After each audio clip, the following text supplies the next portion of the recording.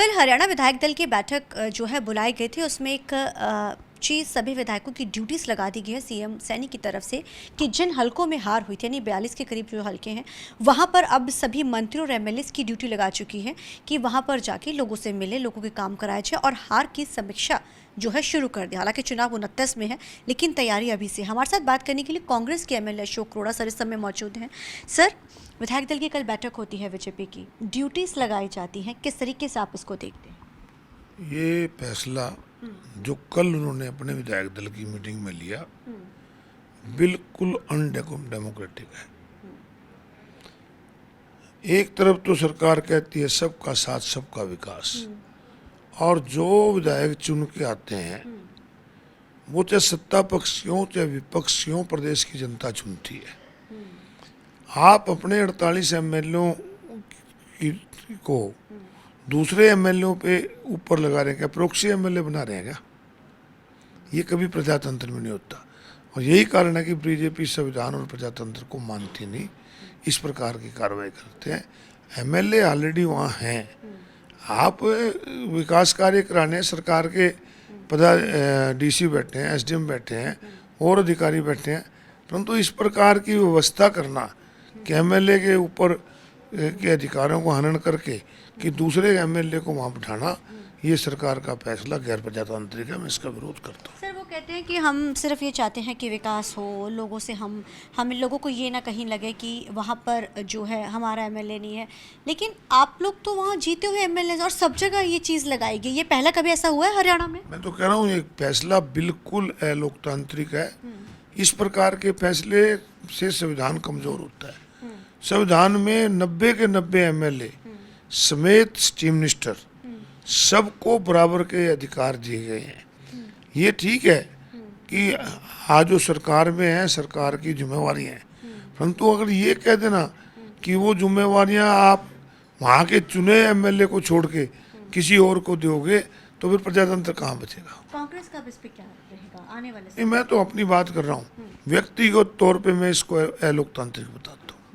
Sir, इससे हटकर सवाल है कि आज पंजाब की तरफ से 115 करोड़ का जो बकाया राशि, यानी बकाया राशि वो इस तरीके से है कि जो मेंटेनेंस राशि जो है वो बीबीएमबी की जो मेंटेनेंस होती है वो दी जाती है, 2015-16 से वो नहीं दी गई है। तो पंजाब सरकार ने अब हरियाणा गवर्नमेंट के लिए वो लगाया है।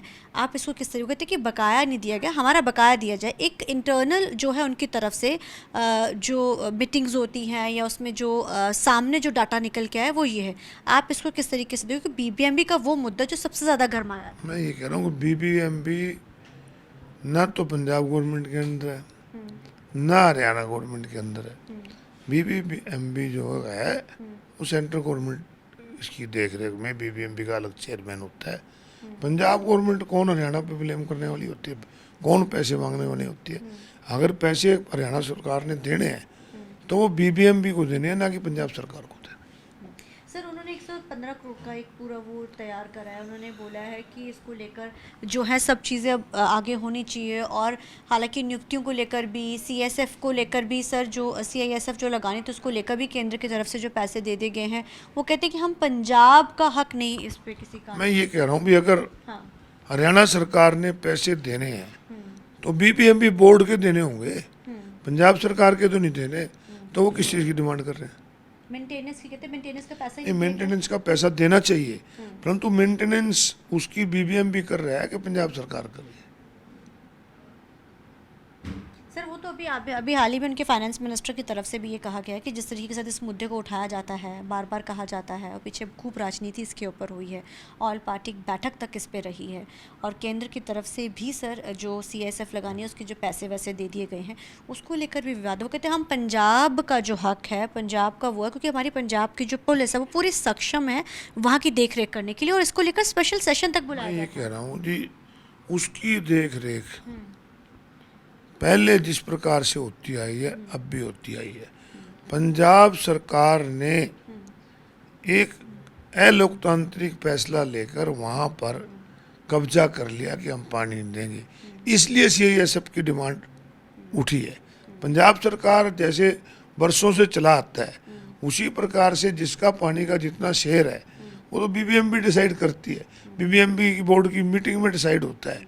तो फिर इस प्रकार पंजाब सरकार अपनी पुलिस लगाकर, अपने मंत्री भेजकर, अपने कार्यकर्ताओं को भेजकर, तो वहाँ अगर जो गुंडागर्दी करती है उसके लिए हम कहते हैं कि सीएसएफ के द्वारा करा जी।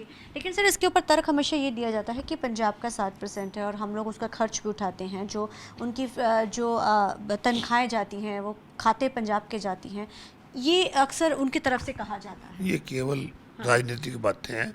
हर चीज़ का फैसला हुआ है। पानी का हमारा बंटवारे में मिला हुआ है, बीबीएमबी पे किसका अधिकार होगा ये सबको पता है। अब ये पंजाब में चुनाव है और ये लोग अपनी ज़मीन खो चुके हैं, अपनी ज़मीन खोई ज़मीन को पाने के लिए इस प्रकार की बातें करते हैं। सर हरियाणा में, क्योंकि बार बार एक ही सवाल आपसे हमेशा पूछते हैं हम लोग कि एलओपी कब तक, क्योंकि अब तो सेशन में 1 अगस्त को तो अब हालांकि कैबिनेट बैठक है, तो अभी मानसून सत्र का भी जो ऐलान कर दिया जाएगा, जो भी विधानसभा को होना लगता है एलओपी चुन लिया जाएगा, या अभी भी वो बिना एलओपी के होगा? हालांकि अभी तो सिर्फ जिला जो अध्यक्ष लगाए थे उन्हीं में ही कांग्रेस उलझी हुई है, तो लगता है सुलझन से निकल कर इतने बड़े फैसला वो ले पाए? आप हर बार पूछते हो, जी सर। मेरा हर बार यही जवाब है कि ये फैसला हाईकमान ने करना है, मेरे अधिकार क्षेत्र से बाहर है, परंतु मेरा व्यक्तिगत मानना है कि जल्दी होना चाहिए। धन्यवाद सर। तो जाहिर है जल्दी मांग ज़रूर की जा रही है। कैमरामैन अलजिंदर के साथ चंडीगढ़ से TV9 के लिए अमनप्रीत कौर।